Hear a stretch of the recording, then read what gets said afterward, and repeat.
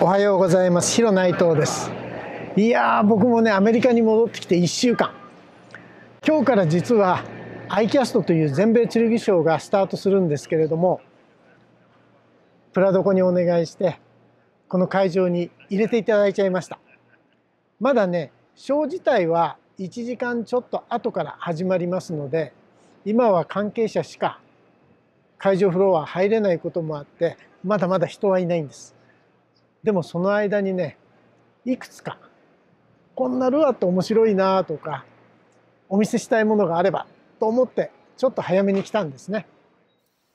ちなみに iCast っていうのはインターナショナルコンベンションオブアライドスポーツフィッシングトレードということで、簡単に訳してしまうと釣り具関係のことをビジネスにしている人たちが世界的に集まるショーということになるんですね。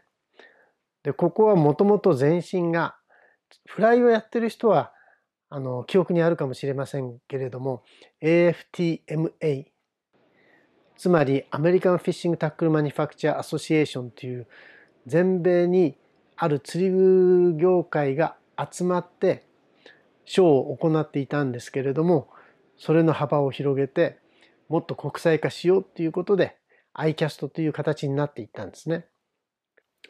会場の広さはね、大雑把に言ってしまうと幅が70メーターあるんであれば、その奥行きっていうのは1キロぐらいあるんですね。で、そこに年によってはもちろん変わりますけれども、だいたい700から800ぐらいの会社が出展をして、そこに3日間で約ね1万5,000人ぐらいの参加者が集まってくるんです。で、ここに集まる人たちっていうのはもちろんビジネスをしたいという会社、そしてそこから物を買いたいというお店関係の方々、メディアやプロアングラーなど、その釣りをねビジネスとしている人たちが世界中から集まってくるんです。今回ね、僕はこの会場内を散歩しながらいろんなものを歩って見せる動画も撮ってみたんですけれども、半日で会場内を歩き回った歩数が6988歩なんですね。ですからいかにこれ歩き回っていたかということがよくわかることだと思うんですけれども、本当に広いショーで見ているとね、いろんなことをね学ぶことができると思うんです。実はね、僕早速面白いなと思ったのこのルアーなんです。ルアー自体は全然新しいというものではないんですね。多分多くの皆さんも知っての通りのリップリンレッドフィンですね。錯覚を起こさせるという意味ではやっぱりこのルアーはクローム系のカラーって強いカラーの一つだと思うんです。そんな中でこのね七色に輝くようなねえ、これ僕子供の頃よーく追っかけていた玉虫っていういろんな色に光る虫、あれを思い出しちゃうんですけれども、これなんか止まってるのがほんのわずかに見る角度を変えただけでかなりイメージ感が変わってくるんですね。なんとなくね、このお腹の真ん中のこのグリーンの部分、これほんのわずかちょっと動いただけでグリーンがねものすごくルアーのイメージそのものを変えてると思うんです。このルアーって本当にバスに錯覚を起こさせるという意味では面白いルアーだと思うんです。Chad, nice seeing you again. Good to see you, Hero, as well. Good to see you. Well, I appreciate your help of teaching me or talking me about what's hot in US in past 12 months. Of course, yes. So you want to dive in? Oh yeah, absolutely. Okay, so what's hot? So we're going to start with Jason Christie winning the Classic. Yeah, all that right? was great. Yes, it was great. Great for Pradco, great for our brands, but specifically, when you win a Classic, you've got so much momentum behind a bait already. It's amazing how much momentum a Classic win will build behind a brand and behind a bait. And we were fortunate enough to get that momentum behind a brand new bait that Jason designed over the last 4 to 5 years that is specifically used with Panoptics or live scope.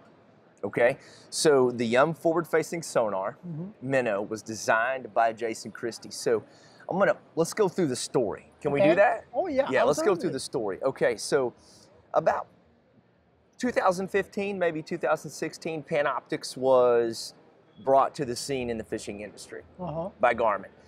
Jason was one of the first anglers to get that, Panoptics, live scope, what we call it now. And he said it changed his fishing totally. You know, Jason is known as a shallow water, spinnerbait, power fisherman. Well, with what he was able to do and see with Panoptics, it helped his fishing evolve into more of a finesse tactic when needed. So fast forward 3 years down the road, Jason and I are fishing at his home lake 10 killer, and he says, hey, I got this technique. I've been winning some tournaments on it here. He said primarily right now it's a cold water technique. When I say cold water, I mean like cold, like 45 degrees and lower water temperature. Wow. And I said, Jason, tell me, what is it? Show me. And he was like, no, I'm not ready. I'm like, what do you mean you're not ready? He was like, it's not perfected yet. He's like, and I want to win some more tournaments. Okay, this was probably 2 years ago, and he said, he said, I'm gonna win a big tournament on this one.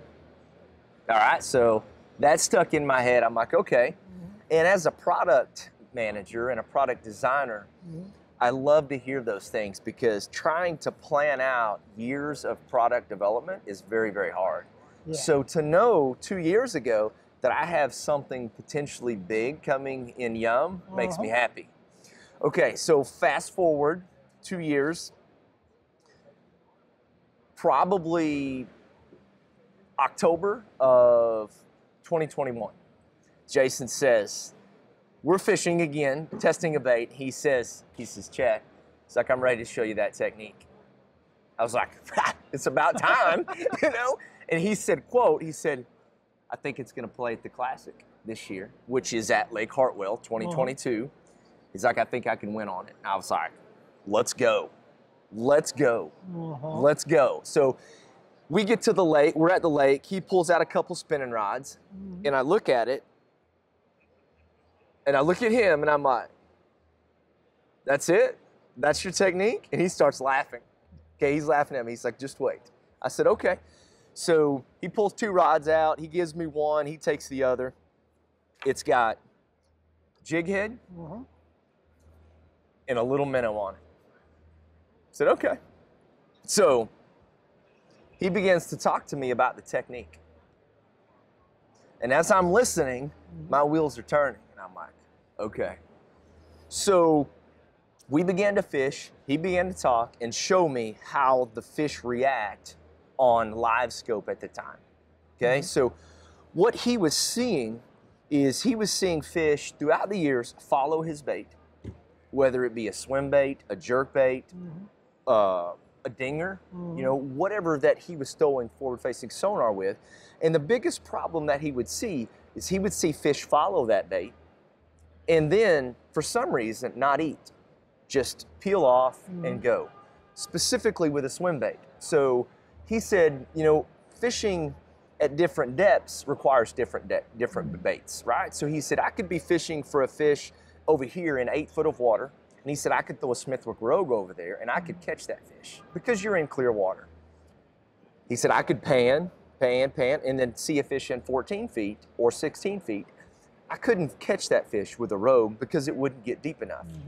I had to pick up a swim bait, throw it out there, and he said sometimes when you had to change that rod, you would lose that fish because it would either be chasing bait or just be swimming, or wind would move your boat and change your view of your screen. And so he said, I needed a bait that I could control the depth with and put that bait right on top of their head.